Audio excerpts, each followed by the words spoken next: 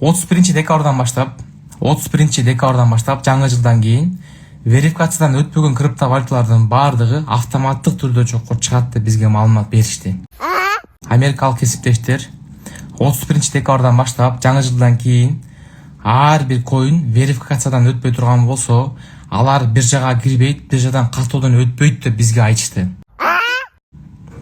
Дагы айтылып берип коеюн. Урматтуу мекендештер, жаңы жылдан кийин 31-ден кийин верификациядан өтпөгөн криптовалюталардын баардыгы, дагы айтылып коеюн. Урматтуу мекендештер, 31-ден кийин дагы айтылып коеюнчу, 5-6 жолу айтылып берип коеюнчу.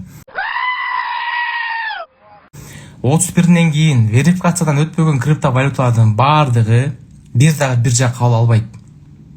То есть биржага кирип торговля болбойт ал криптовалюталар. Ал криптовалюта юздутук алмашпайт. Юздут тезерге, тетерге алмаштырбайт болду.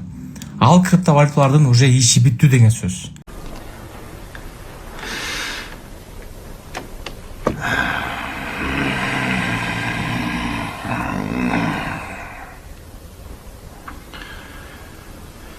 Да что ты, черт побери, такое несешь?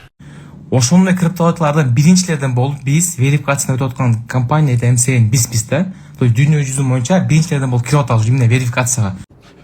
Ну нахер. Отец. Ну ты видел? Видел?